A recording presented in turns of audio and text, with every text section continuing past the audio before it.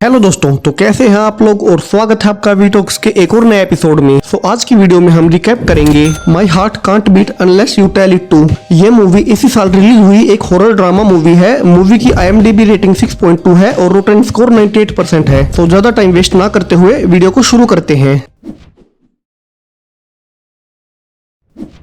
Movie की शुरुआत होती है ड्वाइट से, जो कि लेट नाइट अपनी कार से जा रहा है। रास्ते में उसे एक बैगर मिलता है। यहाँ वो उसे अपनी कार में बिठा लेता है और बोलता है कि वो उसकी मदद करना चाहता है और उसे एक शेल्टर होम में छोड़ देगा। अब यहाँ गाड़ी एक घर के सामने जाकर रुकती है, जहाँ बैगर उसे बोलता है कि ये शेल्टर होम नहीं है। और जैसे ही आगे बढ़कर देखता है तो ड्वाइट पीछे से उस पर बेसबॉल बैट से हमला कर देता है और वो वहीं बेहोश हो जाता है। अब यहाँ हमें ड्वाइट की फैमिली दिखाई जाती है, जिसमें उसकी बहन जेसी है और उसका बीमार भाई थॉमस है। अब नेक्स्ट सीन में हमें दिखाया गया है कि जेसी, जो कि उसकी बहन है, उस बैगर की बॉडी से ब्लड निकालती है और उसे एक जगह स्टोर कर लेती है। वहीं ड्वाइट उस बैगर की बॉडी को घर के पीछे जमीन में दफना देता है। यहाँ हमें पता चलता है कि इनका तीसरा भाई थॉमस, जो कि काफी बीमार रहता है, वो एक वैम्पायर है और उसे जिंदा रखने के लिए ब्लड की जरूरत है। अब हमें इस मूवी में ये कहीं से तो नहीं बताया गया कि उसका भाई वैम्पायर कैसे बना। सो ये दोनों भाई बहन ड्वाइट और जेसी हर कुछ दिन के बाद किसी बैगर या ऐसे इंसान को मार देते हैं जिसका कोई पुलिस रिकॉर्ड नहीं है और उसका ब्लड स्टोर कर लेते हैं, जिसे थॉमस कई दिन तक पीता रहता है।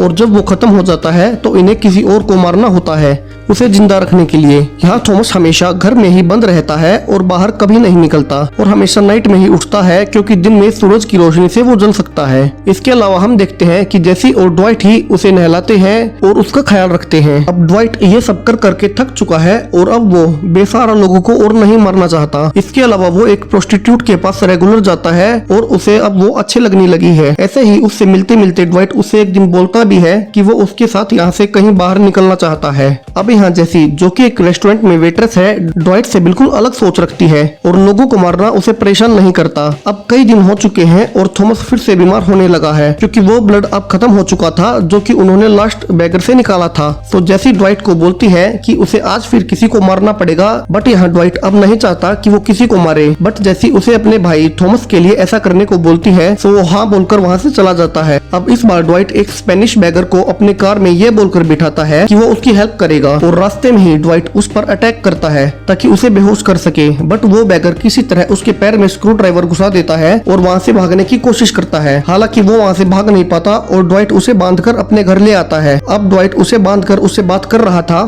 तब उसे पता चलता है ये बैगर इलीगल रूप से अमेरिका आया है और जो उसे यहाँ पर लाया था वो इसके पैसे लेकर भाग गया। यहाँ ये सब बताते हुए वो बैगर भी काफी रो रहा था। तो ये सब देखकर ड्वाइट को उस पर तरस आ जाता है और वो डिसाइड करता है कि वो अपनी बहन को इसके बारे में नहीं बताएगा। और वो अंदर जाकर जेसी को बोलता है कि आज उसे कोई नहीं मिला, तो वो अपना ही हाथ काटकर उसी से थोड़ा ब्लड निकालकर बोल में डाल देता है और बोलता है कि आज थॉमस को यहीं पिला देंगे।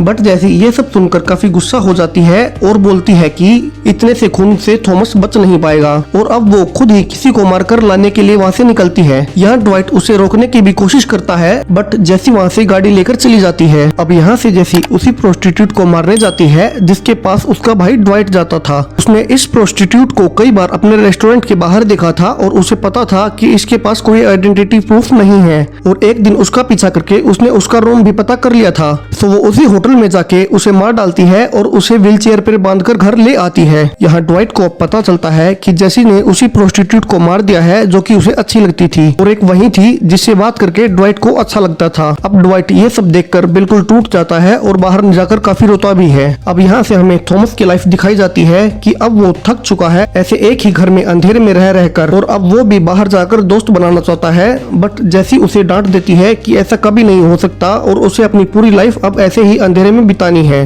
अब यहाँ रात हो चुकी है और ड्वाइट टॉयलेट करने के लिए जाता है, बट तभी वही बैगर उस पर हमला कर देता है जिसे उसने छुपा कर गैराज में बांध रखा था। उसने किसी तरह से अपने हाथ खोल लिए और वहाँ से निकल आया। अब यहाँ ड्वाइट अपने बचाव के लिए उसे किचन से चाकू लेकर मार डालता है, जहाँ अब थॉमस और जेसी भी उसे ऐसा करते हुए देखते हैं।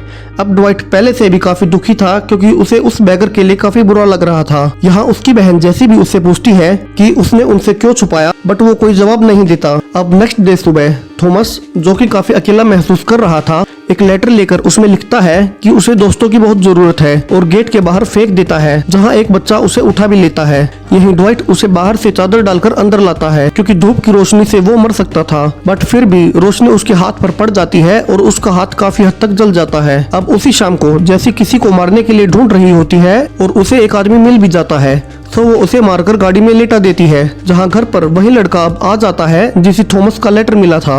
यहाँ थॉमस उसे घर के अंदर लाता है, जहाँ वो बच्चा उसके घर पर ब्लड की बाल्टी देखकर डर जाता है। यही अब ड्वाइट उसे देख लेता है और अब वो थॉमस को काफी डांटता है कि उसे किसी को घर के अंदर नहीं बुलाना चाहिए था। अब अगर जैसी को ये पता चला तो वो उस बच्चे को भी मार डालेगी, क्योंकि अगर उसने उसे नहीं मारा तो सबको उनकी फैमिली के राज का पता चल जाएगा। अब उन्हें बाहर से जैसी की कार की आवाज आती है, तो ड्वाइट उस बच्चे को अलमारी में छुपा देता है, क्योंकि अब वो किसी और को नहीं मारना चाहता। यहाँ उस अलमारी में छुपते टाइम वो बच्चा डर के मारे एक चाकू छुपा लेता है। अब जैसे एक आदमी की डेड बॉडी को अंदर लेकर आती है, जिसे अलमारी के अंदर से देखकर वो बच्चा काफी डर जाता है और जैसे ही जैसी अलमारी खोलती है वो बच्चा उस पर चाकू से हमला कर देता है और वहाँ से भाग जाता है।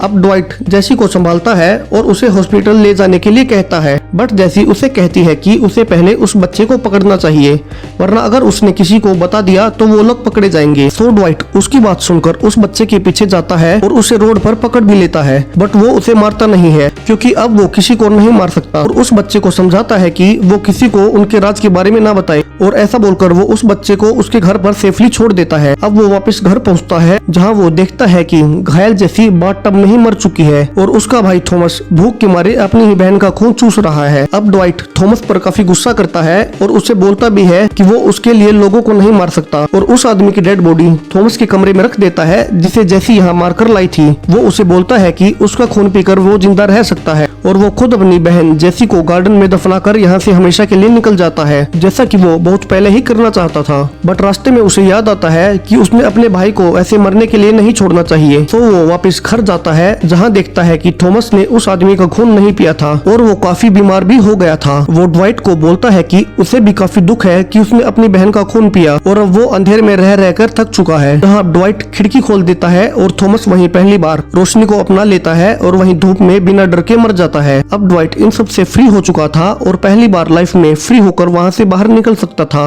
और वो गाड़ी लेकर वहाँ से कहीं और बाहर रहने के लिए हमेशा के लिए निकल जाता है और ये मूवी यहीं खत्म हो जाती है। तो दोस्तों, आपको ये वीडियो कैसा लगा ये आप हमें कमेंट बॉक्स में बता सकते हैं, और अगर आपको ये वीडियो पसंद आया हो तो इसे लाइक और शेयर जरूर करें, और ऐसे ही वीडियोस के लिए हमारे चैनल को सब्सक्राइब करें। Thank you.